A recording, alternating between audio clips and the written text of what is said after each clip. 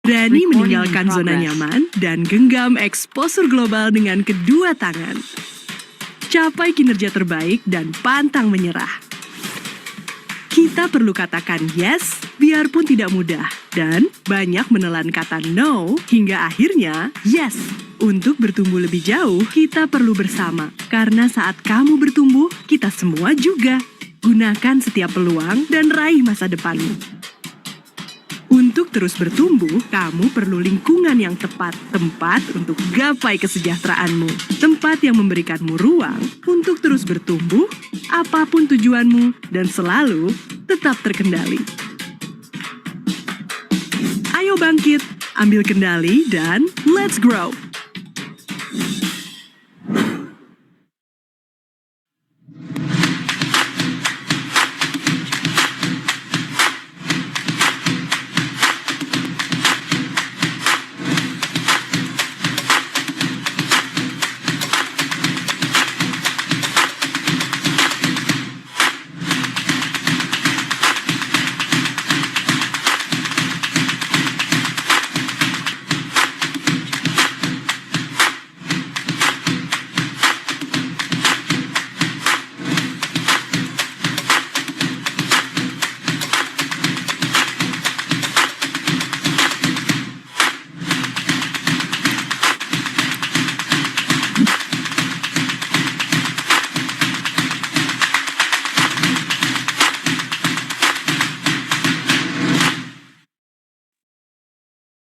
Assalamualaikum warahmatullahi wabarakatuh. Salam sejahtera bagi kita semua.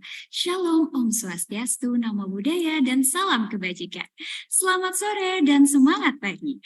Bagaimana kabarnya teman-teman sekalian? Saya harap semua dalam keadaan sehat selalu ya. Perkenalkan, saya Audia Amara yang akan memandu acara UI Karir, Internship, Scholarship, and Entrepreneurship atau UICC Expo 2023. Prepare your remarkable future career right now. UICC adalah kegiatan ekspo tahunan yang diselenggarakan oleh Pusat Pengembangan Karir Lulusan Universitas Indonesia atau CDC UI di bawah Direktorat Pengembangan Karir Lulusan dan Hubungan Alumni Universitas Indonesia DPKH UI yang bekerja sama dengan Ikatan Alumni Universitas Indonesia CIL UI serta Career Lab sebagai platform teknologi informasi lowongan kerja. UICC Expo Oktober 2023 berlangsung dari tanggal 25 September hingga 20 Oktober dan diikuti oleh berbagai perusahaan ternama. Selain itu, pada tanggal 13-14 Oktober akan diadakan secara offline di Balairung UI. Kegiatannya ada apa saja? Di antaranya ada training, industri bootcamp, serta company talk. Hal ini bertujuan agar teman-teman dapat mengenal perusahaan lebih jauh dan mempersiapkan diri tentunya. Ayo daftar segera di uicc.careerlab.co. Selain itu, UICC Expo 2023 berkolaborasi dengan Career Lab. Career Lab merupakan platform end-to-end career solutions yang memberikan dukungan kepada mahasiswa, fresh graduates, dan profesional muda untuk persiapan karir serta lowongan kerja yang dikurasi untuk entry level. Career Lab juga telah mendukung puluhan kampus di Indonesia dengan career management platform untuk pusat karir dan mahasiswa. Untuk info selengkapnya mengenai Career Lab, rekan-rekan dipersilahkan untuk mengakses careerlab.co. Kemudian kami ingin mengucapkan terima kasih kepada sponsor UICC Expo 2023, yaitu ada Bank CIMB Niaga, Paragon Technology and Innovation, PT Pegadaian, dan Bank Danamon. Dan juga untuk official media partner kami, ada Media Indonesia, Medcom.id, Metro TV, Yang On Top, Detik Edu, Info Webinar Indonesia, Good Sites, Loker Bandung, Info Loker Jobs, Magang Info, Event Journal, Event Jakarta, All Events, Kumpul, Students X CEOs, dan Teman Startup. Dan selanjutnya, saya minta teman-teman untuk mengkonfirmasi kehadirannya melalui QR Code yang ditampilkan pada slide berikut. Dan teman-teman juga bisa langsung klik pada kolom chat nih.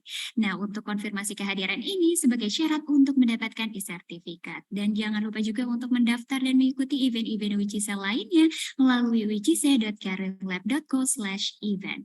Dan saya harap nih teman-teman bisa mengikuti acaranya sampai akhir karena nanti akan dibagikan link feedback form yang perlu teman-teman isi sebagai syarat untuk mendapatkan e-sertifikat.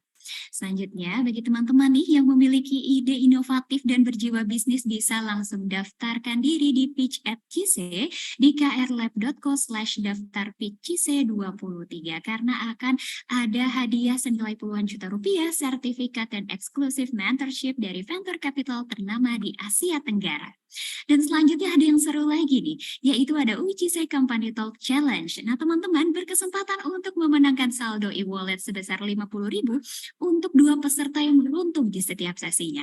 Caranya gampang banget teman-teman, tinggal review Company Talk favorit kamu di IG Story dan bikin semenarik mungkin.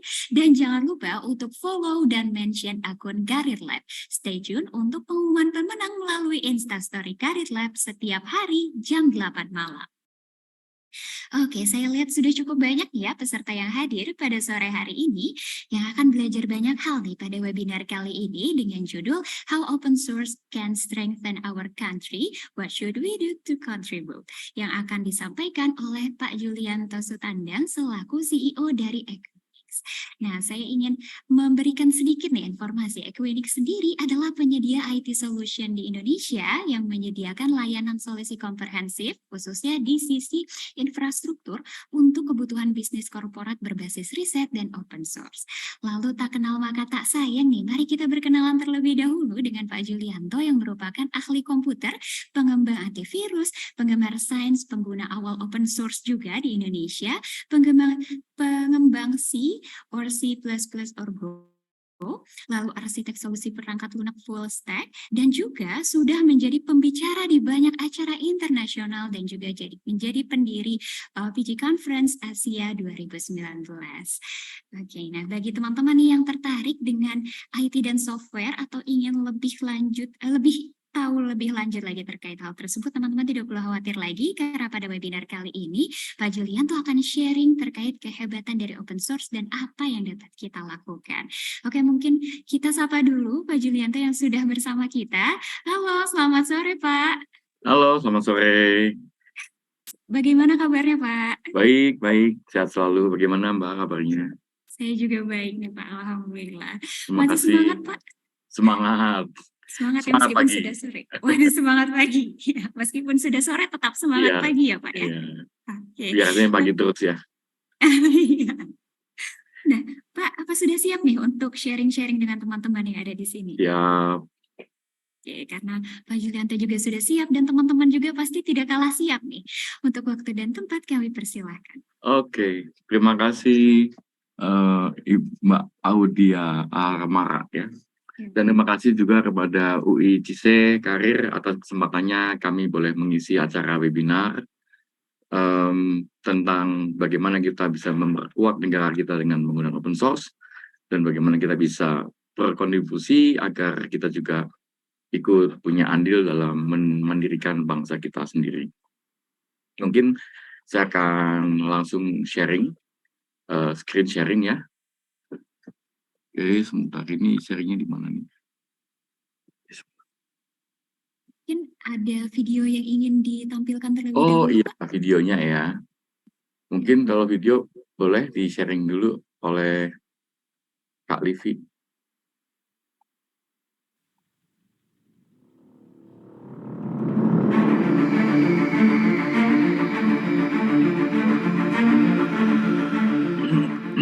Manusia sudah bertahan di bumi ini selama ratusan ribu tahun, menghadapi berbagai macam tantangan dan bencana.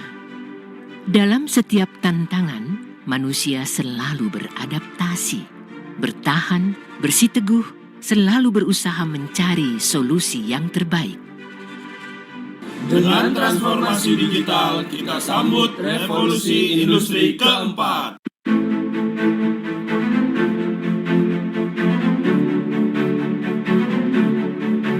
Disrupsi selalu terjadi setiap zaman. Saat ini, kita memasuki era revolusi industri keempat dengan open source sebagai kunci perubahan.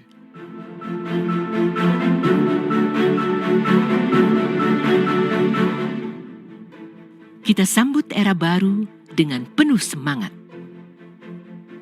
Menggunakan open source dengan baik memerdekakan kita dari ketergantungan vendor lock-in.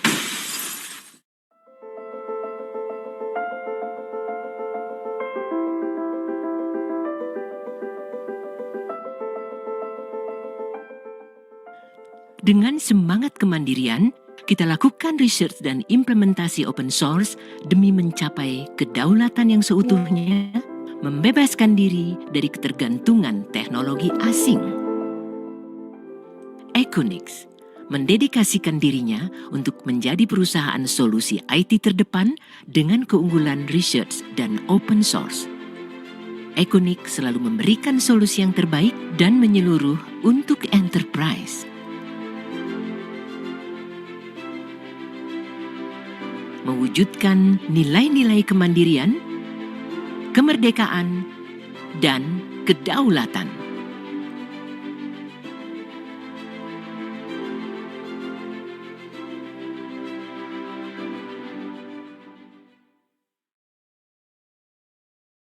Baik, mari kita mulai. Terima kasih atas video pendahuluannya. Jadi saya akan sharing. Ini sharing gimana ini? Apakah sudah terlihat ya? Sudah ya, terima kasih. Jadi materi webinar kali ini tentang bagaimana open source bisa memperkuat negara kita dan bagaimana kita bisa berkontribusi. Dan saya sangat terbuka untuk para audiens, bila mana ada yang ingin bertanya, boleh langsung sampaikan di kolom chat. Apakah boleh demikian, moderator? Untuk pertanyaan mungkin nanti bisa di kolom Q&A, Pak. Oh, di Q&A ya. Tapi boleh langsung dijawab atau tunggu selesai?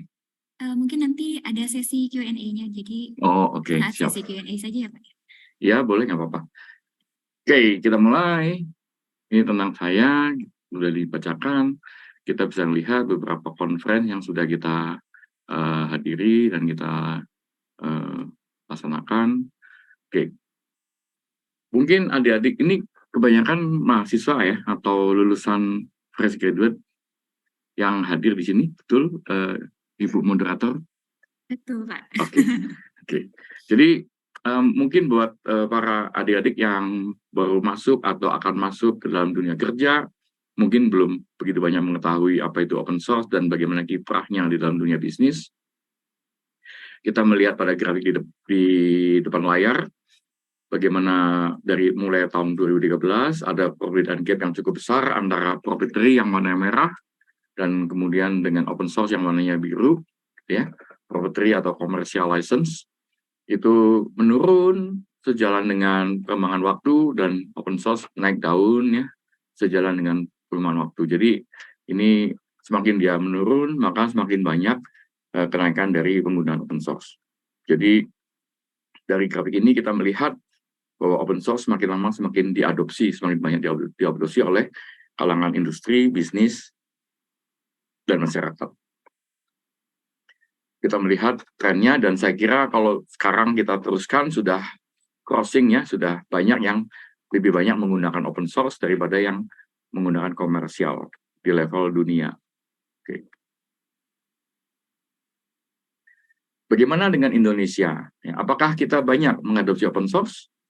Nah, ini adalah cerita tentang open source yang kita implement di Indonesia.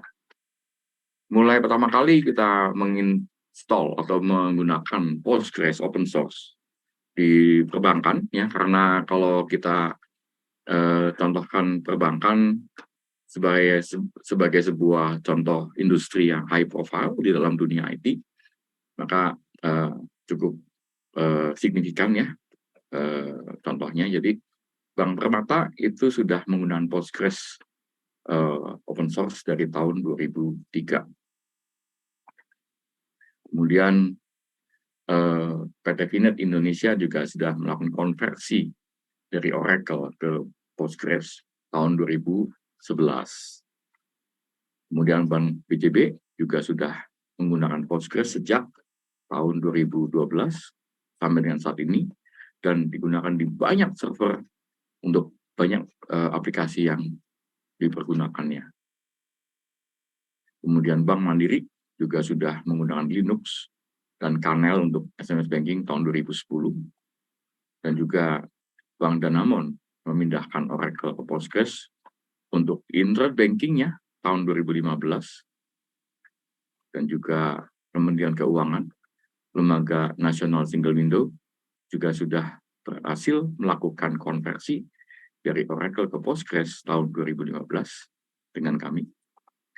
Dan kita juga sudah melayani klien dari luar negeri, Isilor, Singapura, Mimos, Malaysia, dan sebagainya, sejak tahun 2015.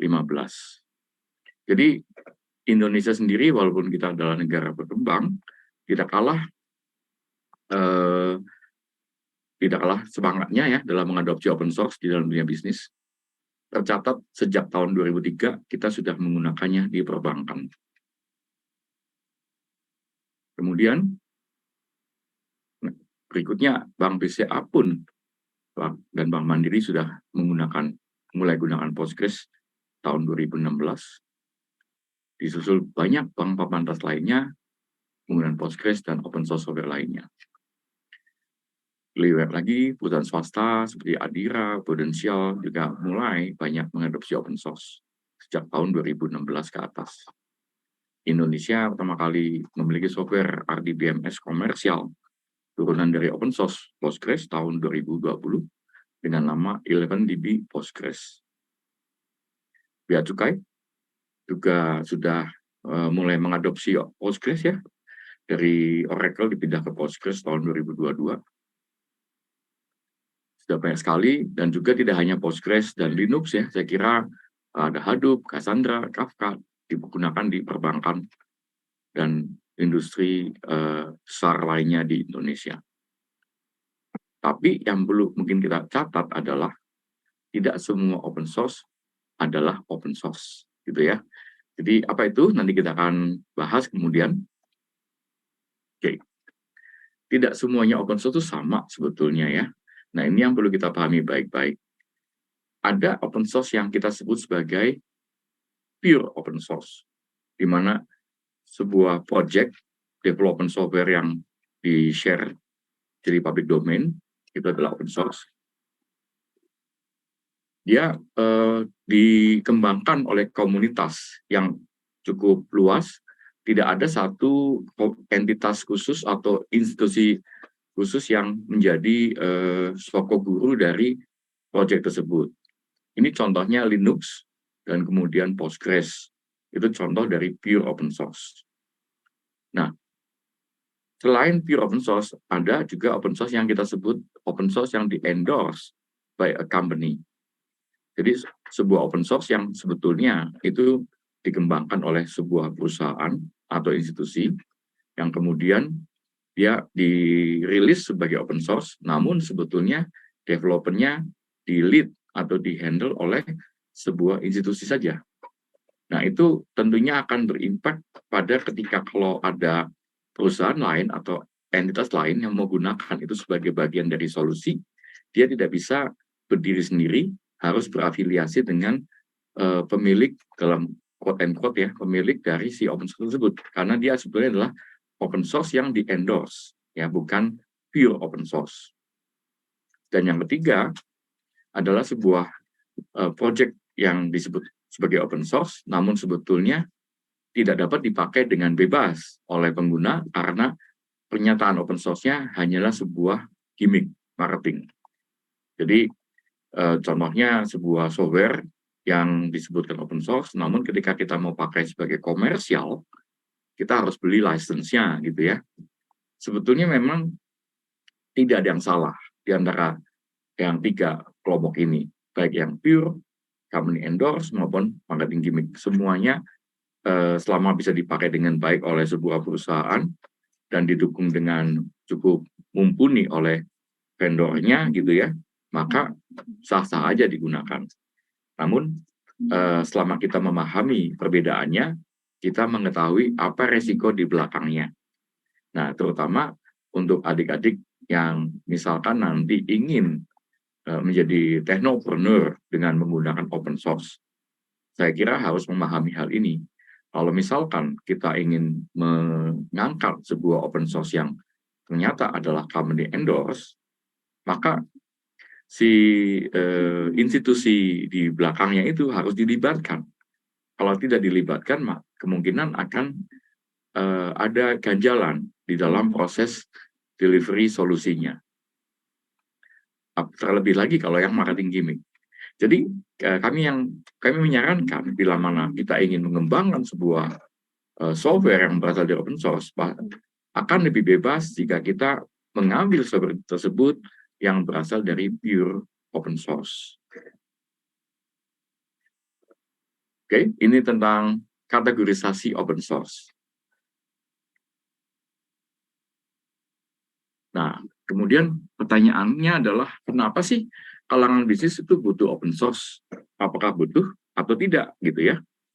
Nah, pertama, di dalam dunia bisnis, secara umum ya, teknologi yang digunakan itu cenderung mengunci ya kliennya.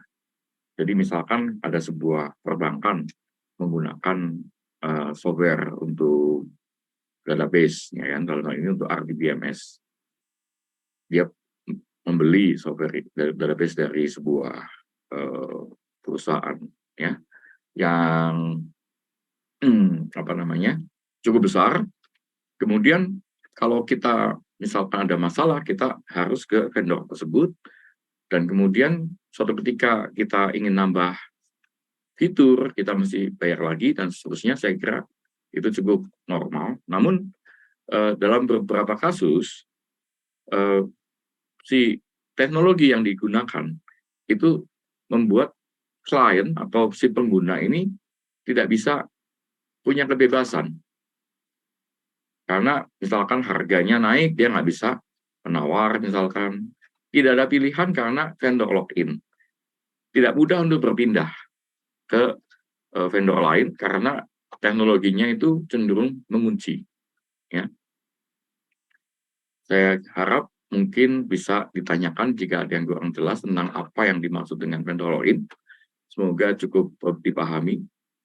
Jadi ada banyak sekali, dan terutama di dalam dunia IT, karena teknologi yang digunakan di dalam dunia IT ini teknologi yang cukup sophisticated, jadi cenderung kebanyakan vendor-vendor yang menjual produk-produknya itu cenderung berusaha untuk mengunci agar tingkat ketergantungan klien mereka terhadap software atau produk mereka itu tinggi dan terus-menerus menjadi kliennya dan membayar, entah itu license, entah itu ATS dan lain sebagainya.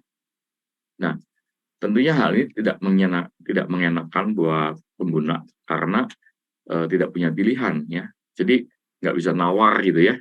Kalau kita pakainya banyak, saya mau nawar harga lebih murah, nggak bisa nih karena ya yang jualan juga merasa nggak perlu menurunkan harga karena ya pasti dibeli gitu ya. Nah, ini salah satu contoh tidak enaknya yang disebut dengan vendor lock-in. Kemudian apalagi nih? The winner takes all. Jadi teknologi IT ini cukup spesifik ya, di mana ketika sebuah teknologi dikembangkan, misalkan ada 10 perusahaan mengembangkan sebuah produk yang mirip, misalkan produk RDBMS atau sistem operasi atau ERP. Antara vendor satu dengan lainnya, vendor yang pertama ini yang nomor satu gitu ya, yang paling banyak digunakan, dengan yang kedua atau ketiga, itu umumnya memiliki perbedaan market share yang sangat tajam. Biasanya yang nomor satu itu memiliki market share itu besar sekali, 50% lebih gitu kan. Jadi yang kedua dan ketiga itu cenderung hanya kecil saja. Sebagaimana contohnya, ya saya mungkin tidak sebut merek, tapi saya harap adik-adik dan para audiens memahami apa gitu ya. RDBMS, database yang digunakan untuk transaksi bisnis. Hampir semua perbankan sebelum adanya Postgres akan menggunakan yang warnanya merah itu, gitu ya. Kenapa? Karena ya memang secara market share-nya dia paling besar dan juga secara kemampuannya lebih baik dari yang lain kecuali Postgres. Jadi secara umum nature-nya teknologi IT ini memiliki kecenderungan the winner takes all. Jadi dia akan menguasai pangsa pasar yang cukup besar, lebih dari 50%. Bahkan ada yang sampai dengan 90%. Nah, di sini sangat menyulitkan. Misalkan kita sebagai user, pengguna, ya kan, di perbankan gitu kan, kita mau menggunakan RDBMS, database gitu ya, database gitu, RDBMS untuk sebuah sistem, bahkan internet banking atau mungkin SMS banking gitu kan. Kalau tidak ada, kalau kita ditanya oleh mungkin atasan kita gitu kan, kita akan jawab ya yang nomor satu lah yang akan kita pilih. Kenapa? Karena secara umum yang nomor 2, nomor 3 dan seterusnya itu tidak memiliki kapasitas kemampuan yang setara yang bisa menyaingi. Terjadi perbedaan teknologi gitu kan. Jadi karena database itu adalah sangat penting di dalam dunia bisnis. Kalau database-nya kurang baik, jadi lambat, sistemnya nanti jadi masalah, atau mungkin datanya bisa korup gitu kan. Maka umumnya kita akan mengambil yang nomor satu gitu kan, yang paling aman. Karena maturity-nya dari software itu sudah terbukti gitu ya. Nah di sini jadi ada sebuah kesulitan di klien ketika dia memilih teknologi karena pilihannya nggak banyak. Even sometimes gitu kan sebuah teknologi, sebuah produk yang dikembangkan, maka nanti akan mengerucut ke 1 atau 2 produk saja yang survive gitu kan, yang lainnya akan hilang dimakan oleh waktu. Sebagaimana contohnya gitu ya, mungkin adik-adik mahasiswa dan lulusan bisa menghitung ada berapa banyak sistem operasi yang dipakai oleh bisnis. Ya, tidak banyak. Ya, Windows, kemudian apalagi macOS gitu, itu kan juga sebetulnya dari BSD ya, dari open source, dan juga mungkin Linux, Ubuntu dan sebagainya. Jadi teknologi IT ini sebetulnya teknologi yang cukup kompleks ya, sehingga kecenderungan pemenang di dalam persaingan teknologi IT ini akan mengambil alih semua market share begitu. Nah, dengan adanya open source, maka kalangan bisnis akan memiliki pilihan. Ya. Pilihannya bukan dari vendor lain yang proprietary, tapi dari open source. Begitu. Yang ketiga, ya tentunya kalangan bisnis setelah mengalami 2 hal di atas membutuhkan solusi alternatif, gitu kan? Ya itulah kenapa open source dipertimbangkan. Jadi itulah juga kenapa dalam grafik yang tadi kita lihat, open source makin naik daun, sementara yang komersial semakin turun, begitu ya. Oke, sampai sini kalau ada pertanyaan silakan dituliskan di Q&A. Jadi begitu kita selesai paparan, kita bisa tanya jawab, gitu ya. Saya teruskan. Oke, saya langsung aja nih, biar adik-adik juga paham apa yang sedang kita bahas. Ini adalah companies, perusahaan-perusahaan yang sudah dengan Equinix, yang sudah merasakan manfaatnya menggunakan open source, baik itu Postgres, consulting, sistem operasi Linux, dan sebagainya. Ya, kita lihat perbankan besar, Bank Mandiri, Bank BTN, Bank BJB, Bank Danamon, Adira Finance, XL, Axiata, Astralife, Indomar, Trimega Sekuritas, Prudential, Astrape, dan masih banyak lagi lainnya. Jadi bahwa open source sudah dipergunakan di dalam dunia bisnis itu nyata dan fakta yang nyata gitu ya. Dan ini baru yang kami lakukan. Mungkin saya kira yang dilakukan oleh perusahaan lainnya juga ada, ya.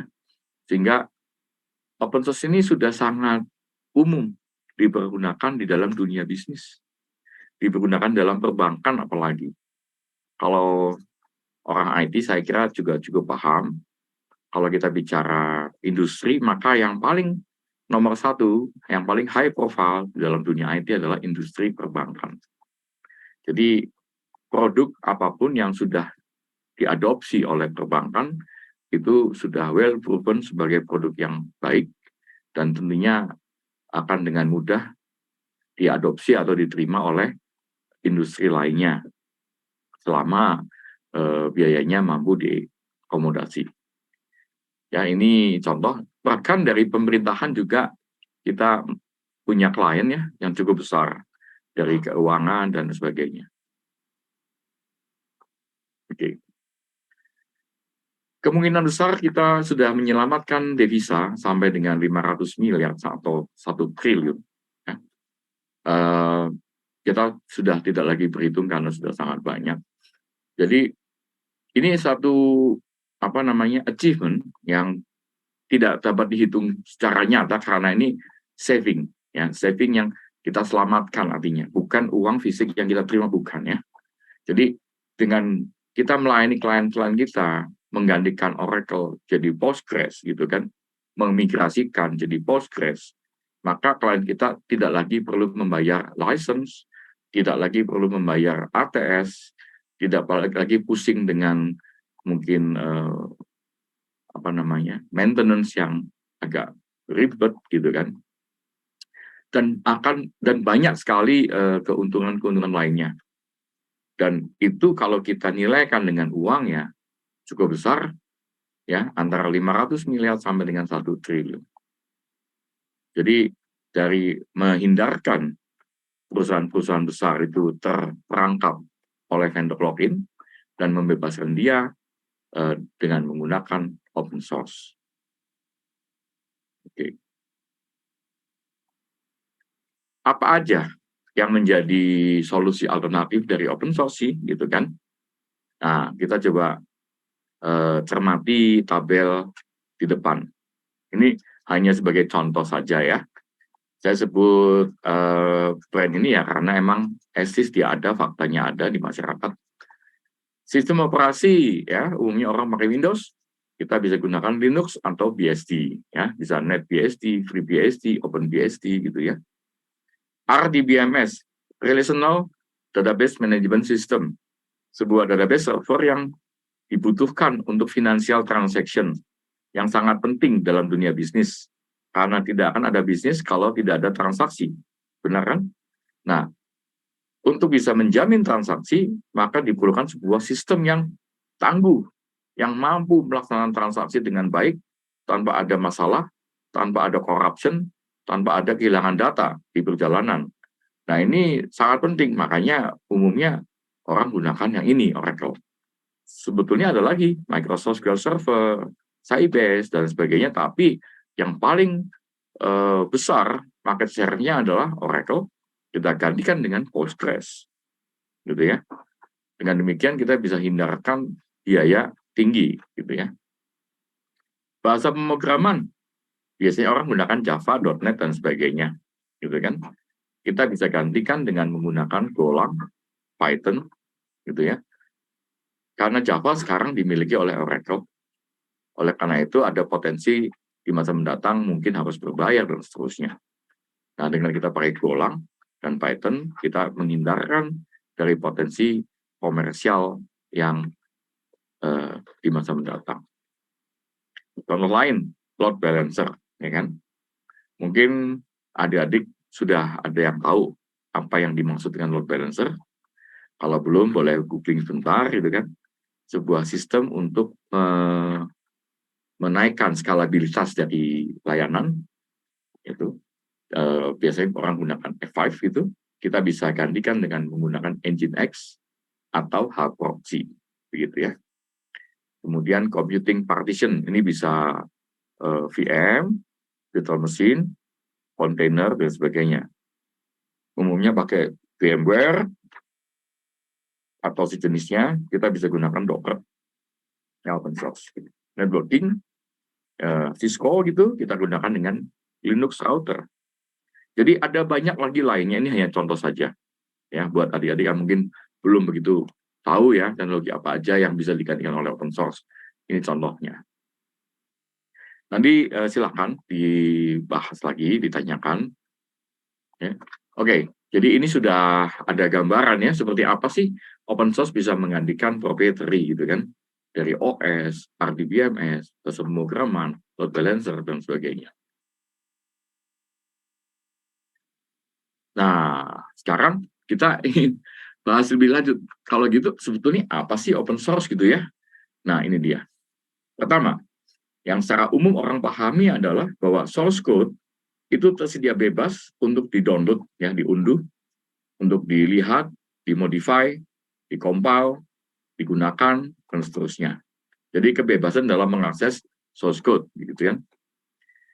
Namun itu tidak cukup ya, karena harus dilindungi oleh sebuah lisensi publik, ya, yang melindungi setiap penggunanya itu tidak akan dituntut oleh orang lain. Jadi bukan berarti ada source code kita boleh pakai sembarangan, bukan ya, tapi karena source code itu memang ada lisensi yang didaftarkan, yang terdaftar di dalam situs web opensource.org. Sebetulnya open source itu adalah sebuah terminologi ya, bukan cuma gabungan dari open dan source saja. Sebuah terminologi yang dicetuskan, dikembangkan pertama kali oleh Eric Raymond tahun 1998. Kemudian Eric Raymond membuat sebuah website namanya opensource.org. Ini adalah sebuah website yang menampung daftar lisensi yang sudah diakui sebagai lisensi open source. Jadi kalau misalkan ada orang ingin membuat software dan mengembangkan sendiri lisensinya dan ingin diakui sebagai bagian dari open source, maka lisensinya itu harus terdaftar di website ini. Ini di sini ya, kita bisa cek, ya kan? Namanya adalah Open Source Initiative. Ya. Umumnya open source itu tidak ada jaminan atau garansi, ya.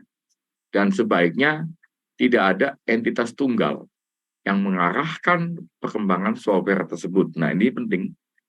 Kalau ada entitas tunggal yang mengarahkan itu, maka kebebasannya akan sedikit terhambat, ya. Bisa aja suatu ketika kalau ada yang mengarahkan begitu, tiba-tiba yang tadinya open source menjadi tidak lagi open source. Ini sudah banyak ceritanya. Dengan demikian, maka para pengguna itu mau nggak mau jadinya membeli lisensi, gitu kan. Sebenarnya tidak ada masalah sih kalau kita harus beli lisensi dan harganya nggak mahal dan juga emang kita gunakan dengan baik untuk kebutuhan bisnis, itu tidak ada masalah. Cuman yang utamanya yang kita mesti wanti-wanti, yang kita mesti pahami baik-baik, jangan sampai hal-hal potensi-potensi itu tidak terhitung atau tidak dapat diperkirakan sebelumnya. Ini yang akan jadi masalah. Kalau nanti tiba-tiba sebuah yang tadinya katanya open source kemudian tiba-tiba jadi tidak open source lagi, secara umum itu karena open source yang company endorse, bukan yang public, bukan yang pure open source begitu. Jadi memastikan para developer itu tersebar di berbagai entitas, di berbagai negara misalkan ya, berbagai entitas, baik itu bisnis maupun non-bisnis, itu sebagai jaminan. Jika misal ada satu kelompok developer yang tidak lagi mau dukung ke dalam project open source, masih ada kelompok developer lainnya yang mendukung itu. Sehingga si project open source itu akan tetap jadi open source tanpa khawatir suatu ketika hilang open source-nya gitu ya. Ini adalah hal-hal yang menjadi concern. Sebetulnya ini tidak menjadi concern utama user, tapi concern utama para orang-orang seperti kita, Equinix, yang melayani user. Kan? Dengan kita memahami hal itu, kita memastikan layanan tetap terjaga dengan baik dan tidak ada permasalahan-permasalahan yang utamanya terkait pada legalitas di masa mendatang. Ya. Jadi kurang lebih ini ada 6 poin yang kita bisa jadikan reference untuk memahami gitu kan. Plus tadi ada 3 kelompok pengelompokan sebagai acuan ya kalau kita ingin melihat atau ingin memahami sebuah software yang disebutkan katanya open source, apakah benar dan ada nggak potensi-potensi threat di masa mendatang terkait legalitas, terkait komersial dan lain sebagainya. Oke. Ini semoga dapat dipahami dengan baik. Oke. Jadi setelah tadi kita bahas tentang kriteria yang menentukan apakah itu open source yang baik, yang bisa kita gunakan dengan bebas, ataukah open source yang mungkin ada potensi threat di masa mendatang, gitu kan. Kita mengerucut pada legalitasnya, karena sebuah produk dapat digunakan dengan baik dalam dunia bisnis, tentunya harus memiliki perlindungan legalitas yang baik. Secara umum, namanya lisensi open source pun kita bisa kategorikan jadi 3 hal. Semuanya tidak ada yang salah, hanya saja ada perbedaan perlakuan, dan ini harus kita ketahui sebagai developer atau sebagai provider. Kalau sebagai pengguna bagaimana? Sebagai pengguna tidak terlalu ada perbedaan yang berarti. Ya. Pertama adalah yang seperti GPL-like. Sebuah software yang yang dilisensikan dengan lisensi GPL atau seperti GPL, maka software itu tidak boleh menjadi software yang proprietary lagi, tidak boleh menjadi software yang berlisensi komersial. Dia harus tetap unkomersial, non-komersial.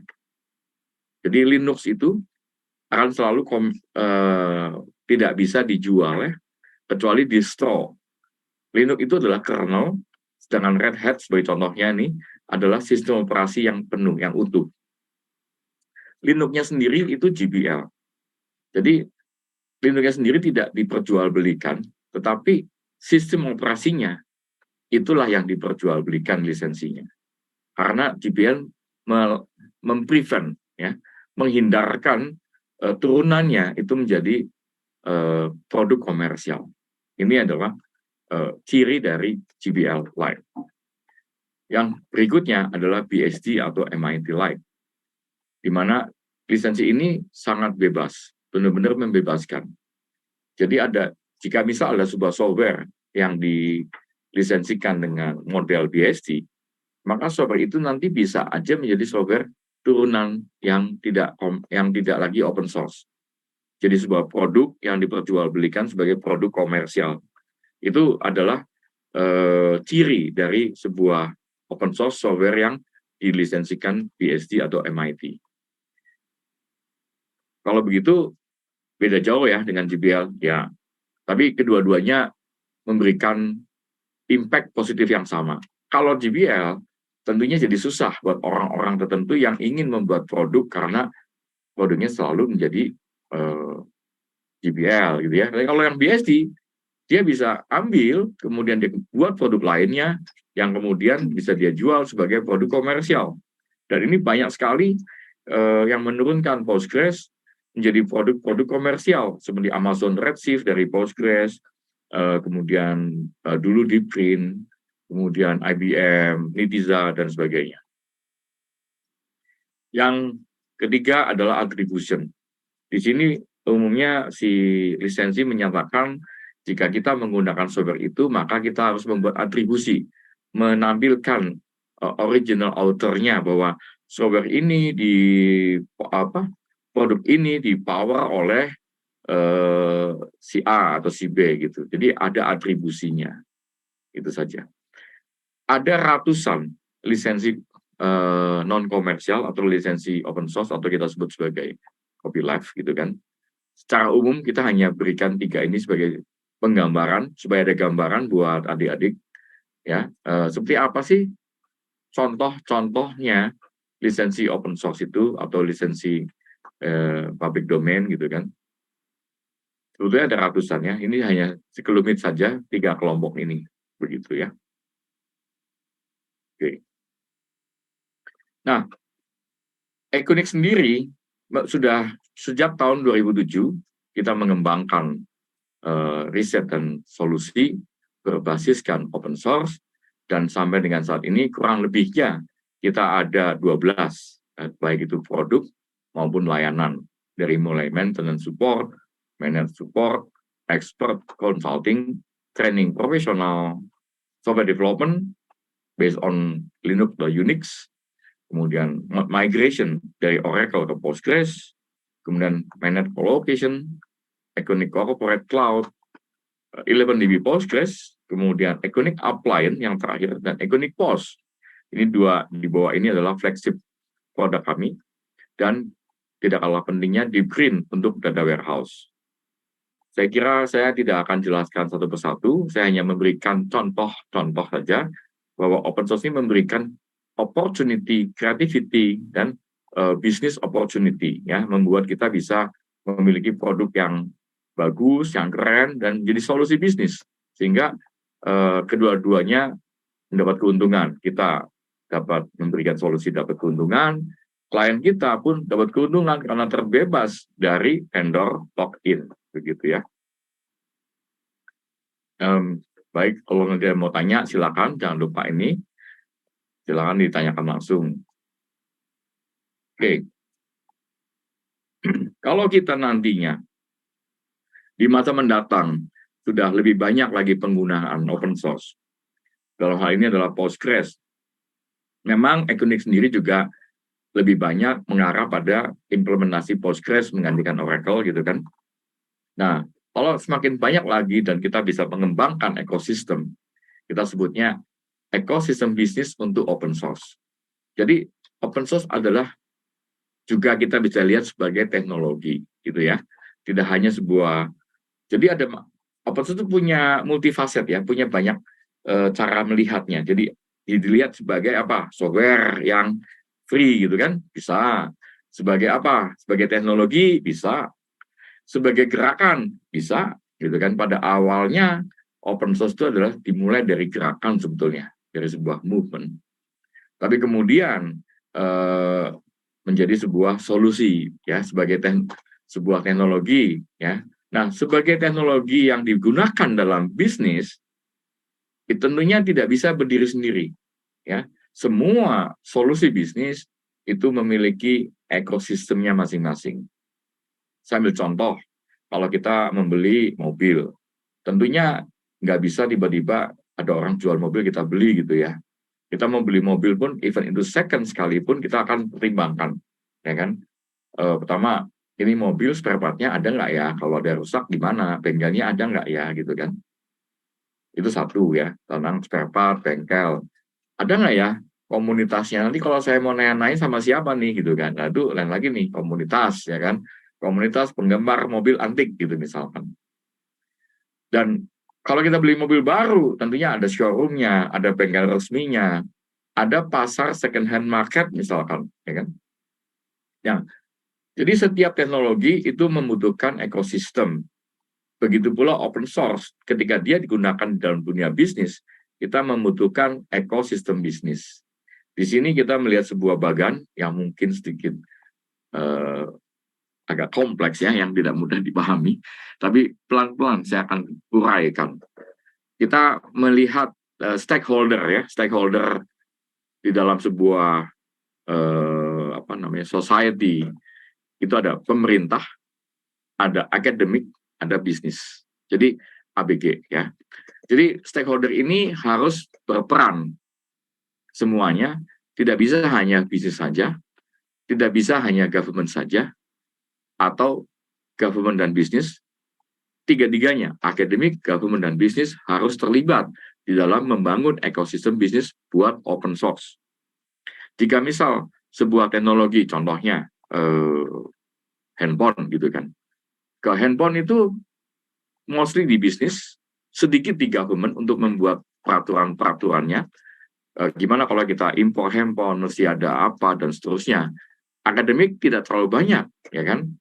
Tidak banyak yang melibatkan akademik untuk handphone, gitu. Contohnya begitu.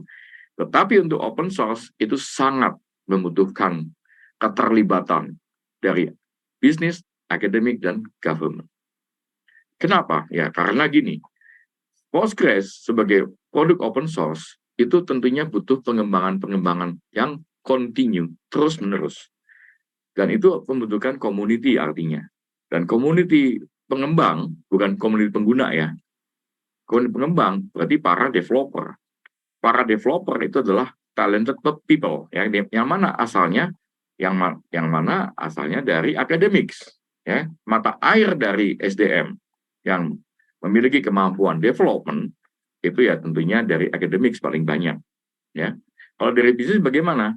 Ya tentunya dari akademik dulu, kerja, masuk ke bisnis, ya kan? Tentunya pasti akan berasal dari academics. Jadi kekuatan SDM itu sangat dibutuhkan di dalam penguatan ekosistem bisnis untuk open source. Dan juga karena open source itu adalah free software, katanya free apa, tanpa garansi dan seterusnya, itu butuh patron, ya, butuh orang yang mengatur, mengarahkan dan seterusnya. Nah, tentunya ini adalah fungsi dari government, ruler, ya kan, administrator. Nah, ini adalah fungsi government. Dan bisnis adalah yang mengenablekan menjadi solusi, baik itu pengguna maupun enabler, vendor yang melayani, mensupport, dan seterusnya. Saya kira secara sederhana sudah saya jelaskan tentang keterlibatan A, B, G, gitu kan, yang harus ada, tidak bisa tidak, supaya open source ini sebetulnya akan lebih baik berkembang, memiliki ekosistem yang kuat, menjadi solusi yang matang, pada akhirnya untuk semua. Untuk bisnis sendiri juga dapat keuntungan, government dapat keuntungan, saving devisa, bisa lebih hemat, lebih mandiri, tidak ada backdoor, tidak ada trojan, gitu kan. Kemungkinan data bocor juga akan semakin kecil karena lebih terkontrol seharusnya, ya kan. SDM kita lebih baik karena belajarnya ada media belajar. Karena open source ini adalah sumber bahan belajar yang sangat berkualitas, sangat baik, ya kan. Kalau bisa kita kembangkan, kita akan memiliki pembelajaran yang sangat berkualitas lah, gitu ya. Jadi bisa jadi bahan belajar, bahan mengajar, buat riset, dan juga ya untuk yang lainnya kalau government tentunya untuk peningkatan, untuk menuju kemandirian, kemerdekaan, dan pada akhirnya kedaulatan bangsa dan negara kita.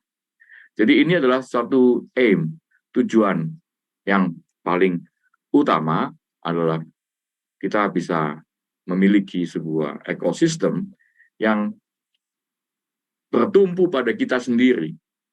Jadi open source itu mungkin dari luar ya, dari negara lain gitu kan.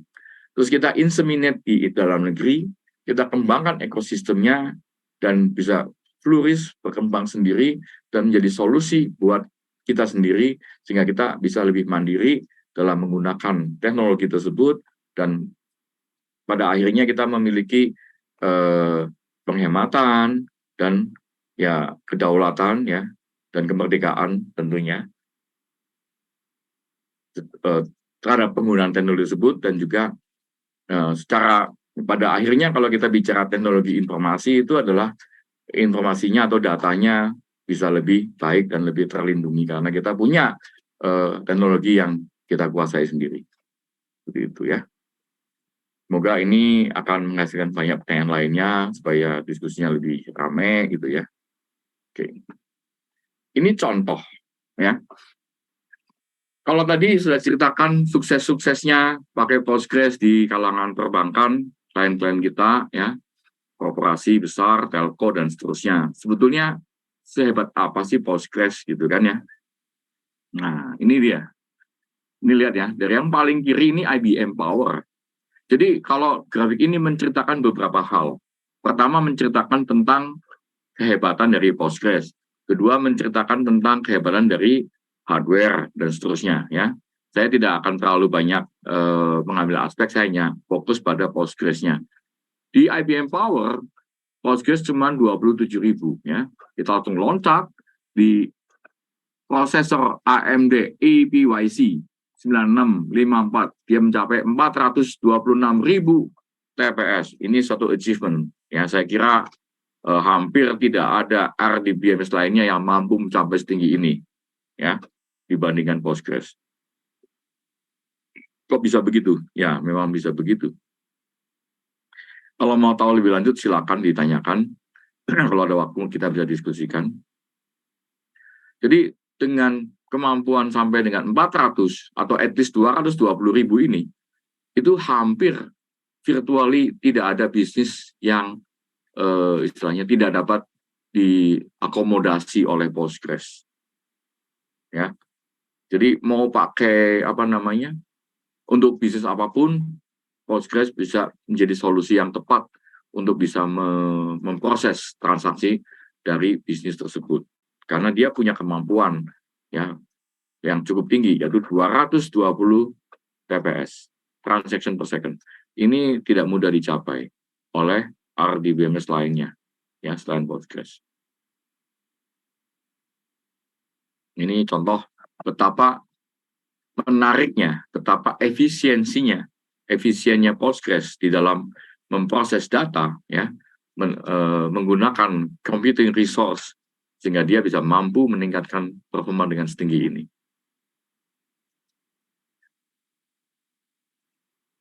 Oke. Nah, tadi kita sudah cerita tentang ekosistem. Kemudian saya akan ceritakan tentang bisnis model. Secara umum, penggunaan open source di dunia itu menggunakan banyak sih sebetulnya, nggak cuma dua. Ya.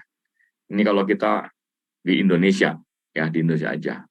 Umumnya open source itu dijual atau digunakan oleh klien, oleh bisnis itu menggunakan yang sebelah kiri, bisnis model yang saya sebut sebagai Red Hat business model. Kenapa? Karena yang pertama kali menggunakan model ini adalah Red Hat.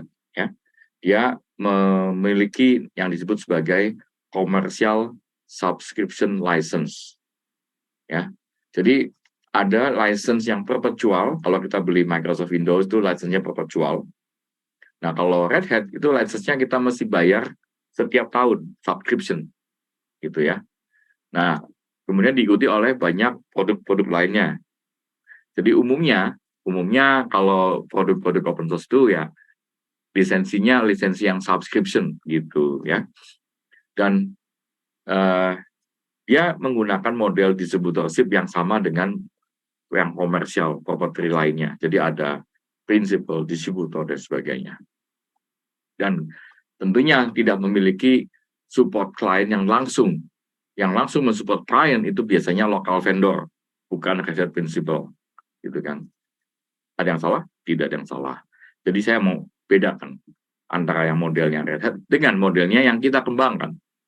Equinix business model, ya, kita mendeliver the best feature, the best advantage dari open source kepada end user. Kita stay dengan lisensinya open source, gitu. Yang ini kita sebut sebagai Equinix business model. Kita mengembangkan partnership, bukan distributorship. Kemudian kita mengharuskan adanya akses yang bisa langsung ke customer. Bila mana ada masalah, kita bisa bantu untuk solve the problem gitu kan pada severity 1 untuk lakukan hands on agar sistem dapat berjalan kembali dengan baik tanpa ada masalah. Jadi kita benar-benar close dengan pengguna dan kita pastikan penggunaan open source itu tidak akan jadi kendala buat mereka karena kita akan tetap mendukung mereka tanpa mereka perlu khawatir tidak memiliki orang yang memiliki kapasitas atau kemampuan di dalam memaintain sistem itu karena kita akan datang sampai dengan ke end user dan kita akan bantu bila ada masalah sampai dengan solve the problem ya tanpa ada downtime yang terlalu lama begitu ya. Jadi ini yang kita sebut sebagai Equinix business model. Karena kita yang mengembangkan ini di Indonesia begitu ya. Baik, saya teruskan. Umumnya kita melayani klien kita dengan dua model support, yaitu maintenance dan manage. Saya kira mungkin saya nggak jelaskan lebih lanjut karena waktunya juga nggak cukup. Jadi maintenance itu akan memberikan layanan, menerima eskalasi, dan manage kita as if kita adalah operational support dari klien kita. Seperti itu. So, what to do? What we can do to contribute if you want to be part of the solution provider based on open source, learn, belajar, ya kan, belajar tentang teknologinya. Karena open source itu adalah teknologi tinggi ya, bukan teknologi yang puluhan tahun yang lalu. Karena computer system itu pada dasarnya teknologinya itu memang ada yang berkembang pesat, jadi AI dan seterusnya. Tapi juga ada yang tetap stay di sana ya, bahasa C tetap tidak dapat tergantikan oleh bahasa-bahasa lainnya, contohnya gitu ya. Belajar tentang teknologinya, belajar tentang open source, kemudian cari tahu apa opportunity bisnis yang kita dapatkan dari apa yang sudah kita pelajari. Itu bukan hal yang mudah memang, tapi juga bukan hal yang susah, ya kan? Kita buka mata, buka telinga, diskusi dengan teman dan siapapun juga kita bisa cari tahu ada masalah apa, apa yang kita bisa lakukan.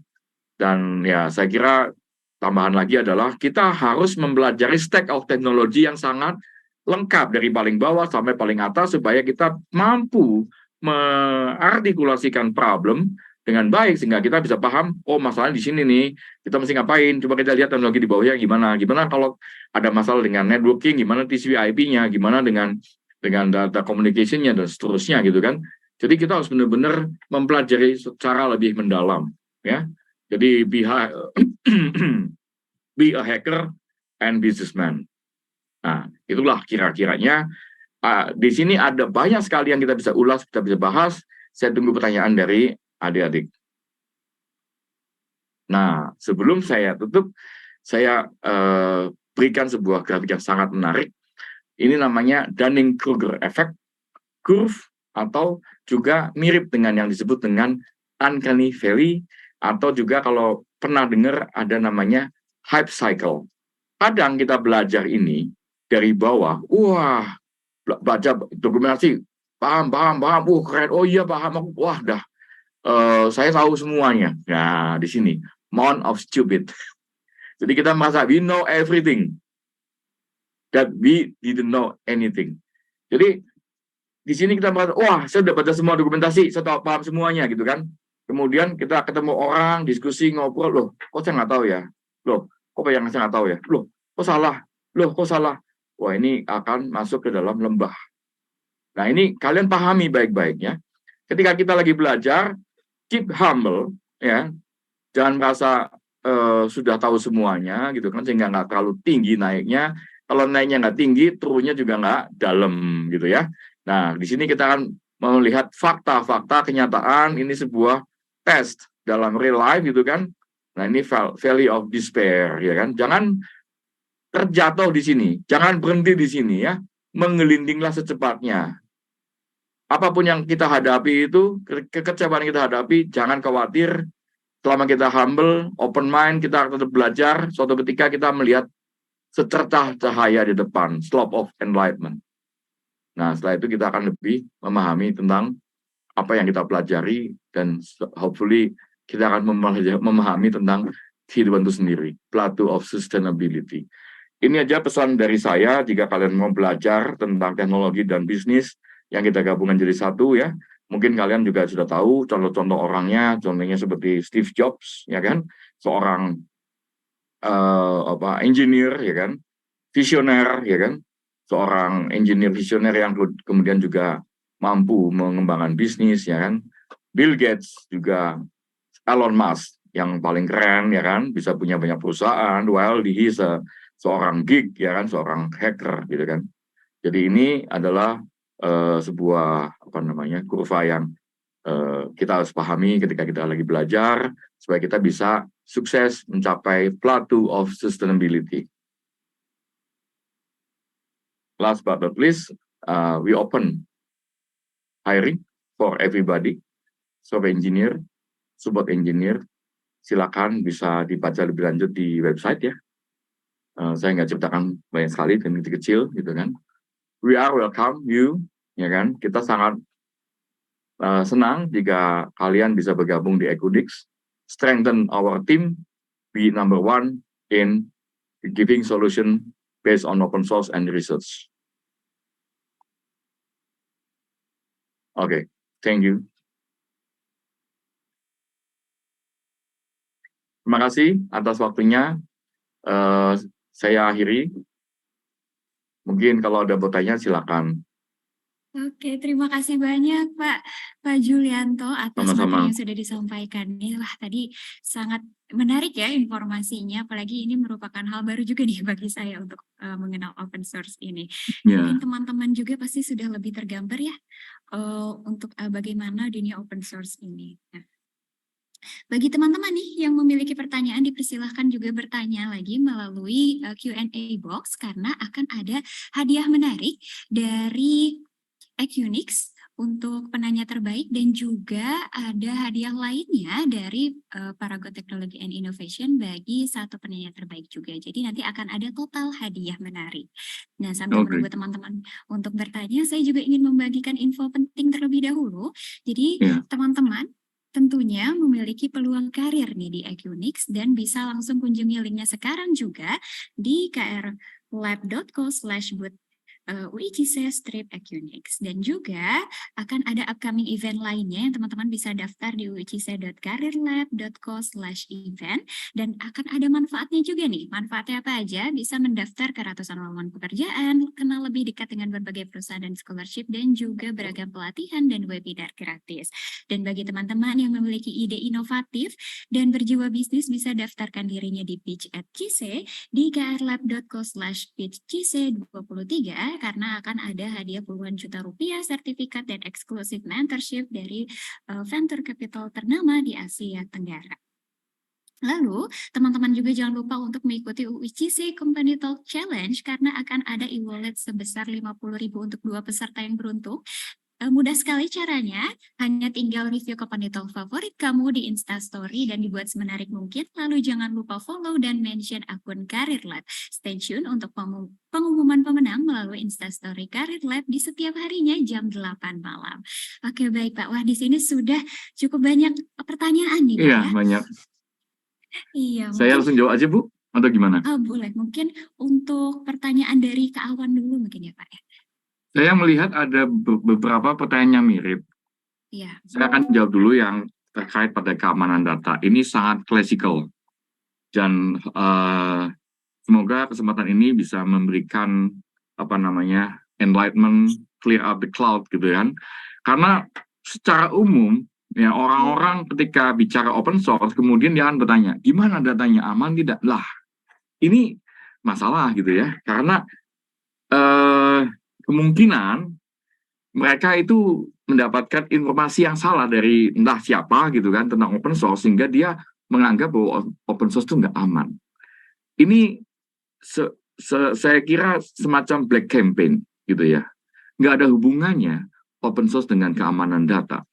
Seperti halnya gini, mobil dengan keamanan di dalam penggunaan. Karena ya kan, seamat apapun mobilnya, kalau tidak pandai ngerem gitu kan, kalau ada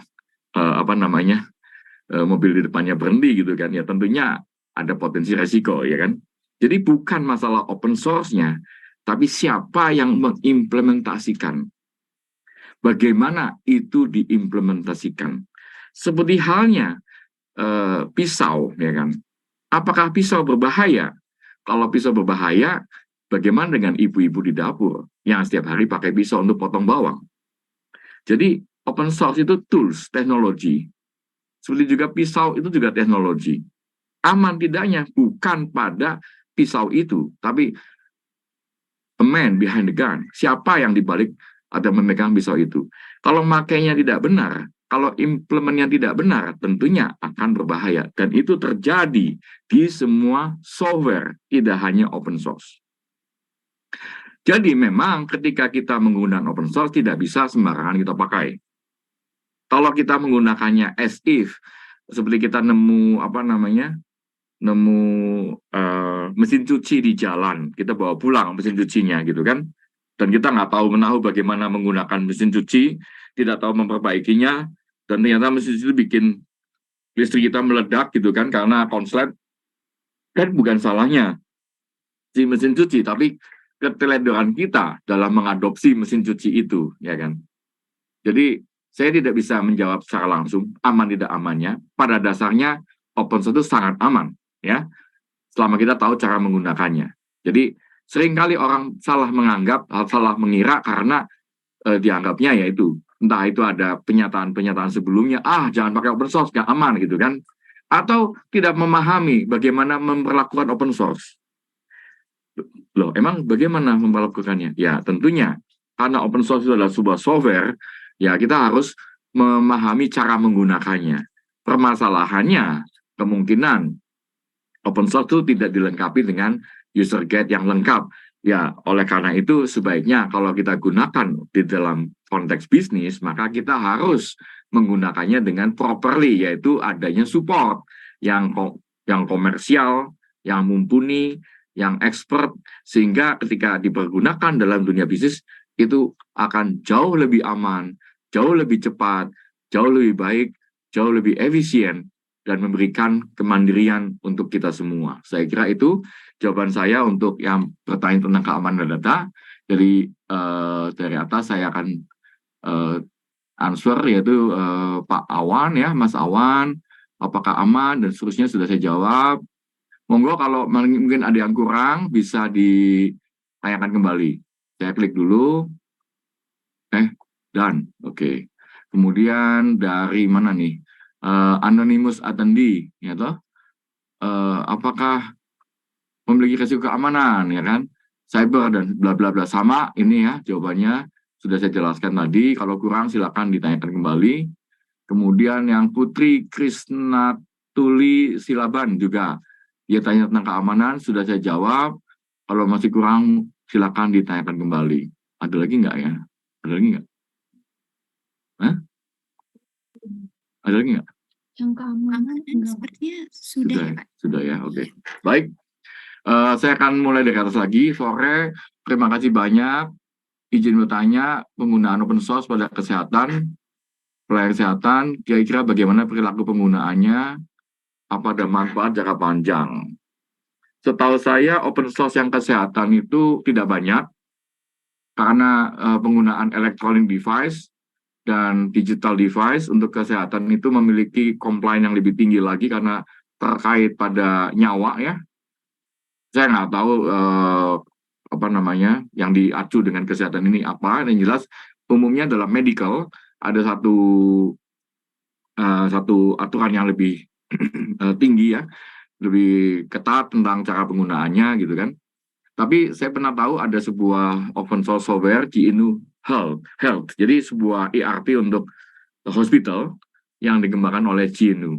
Nah, itu sangat menarik gitu ya, karena kita bisa adopsi dan kita bisa kembangkan lebih lanjut sebagai solusi hospitality ya. Dalam hal ini adalah sebuah sistem hospitality, bukan alat-alat kesehatan. Kalau alat kesehatan, setahu saya kurang memahami itu karena tidak ada di dunia itu ya. Tapi saya yakin pasti ada aja yang dipakai dan tentunya itu akan diadopsi secara 100%, akan di-handle 100% keamanannya untuk kondisi kesehatan, saya kira ya, oleh si vendor itu ya. Jadi kemungkinan sudah tidak lagi disebut open source gitu ya, karena sudah menjadi bagian dari produk. Saya kira begitu.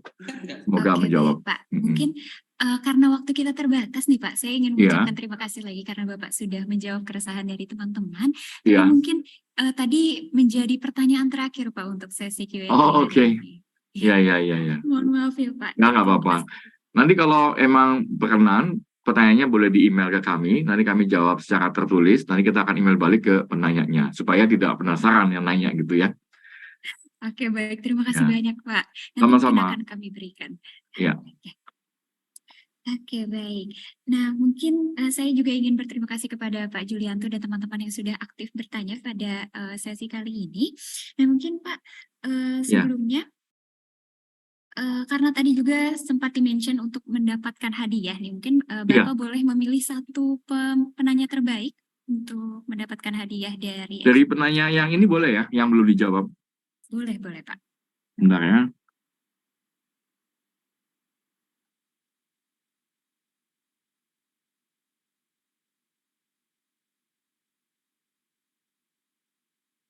Saya kira dari Variandra Henry itu cukup cukup komprehensif, pertanyaannya banyak dan cukup mendalam. Jadi saya pilih dari pertanyaan dari Variandra Henry, Bu.